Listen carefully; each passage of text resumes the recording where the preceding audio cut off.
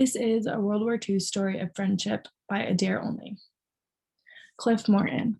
Born and raised in Denver, Colorado, Clifford Morton found himself in the throes of the war in the Pacific when he valiantly and patriotically volunteered to serve. After many island hopping missions where he served as a reconnaissance photographer in the Navy, Cliff returned home to Colorado, where he then started a family with his wife, Lila Lee Morton.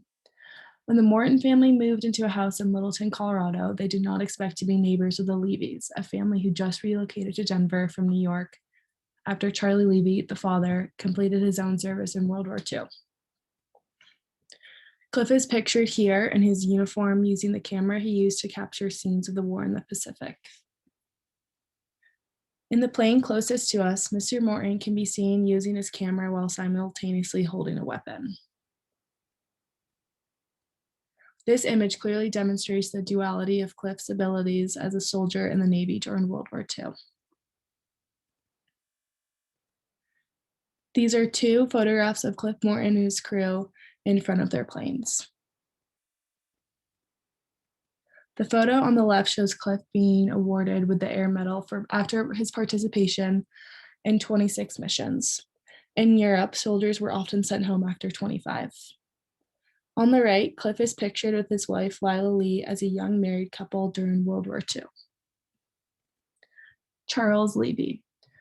Born and raised in Brooklyn, New York, Charlie Levy grew up in a Jewish family and community. This time, when he was called to fight for the United States in the name of democracy, he traveled to a much different corner of the world than Cliff Morton. As a tank commander in the 20th Armored Division, Charlie and his unit found themselves at the heart of the remains of Nazi destruction. In late April 1945, the 20th Armored Division laid witness to unspeakable barbarity as they liberated Dachau concentration camp. Pictured on the left is an image of a plaque that recognizes the 20th Armored Division as a liberating unit of concentration camps. The second photo is a newspaper clipping in which Charlie Levy discussed his time in Europe during World War II. While sorting through a destroyed home in Germany, he found a Hitler Youth card of a young girl named Elfie. Charlie remarks that the card shows how Elfie never once missed a meeting. He explains that he kept this card as a reminder of how powerful Hitler and Nazism were at brainwashing the young. The first photo is of Charlie as a young soldier in uniform, and the second is another newspaper clipping from when Charlie Levy visited Schmidt Elementary School and talked about his service with fourth graders.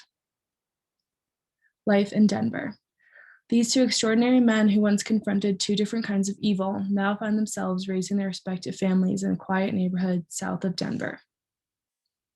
While Cliff and Charlie came from different backgrounds, one element united them: their youngest sons. Scott Morton and Bart Levy have been friends since they were young and still keep in touch to this day. Bart often remembers how he and Scott would ride the school bus to school together past Fort Logan Cemetery, where both of their heroic parents are buried today. Bart and Scott examine a football signed by a Denver Broncos player gifted by Mr. Morton after he attended a catering event with the team. This is Scott and Bart in their early 20s.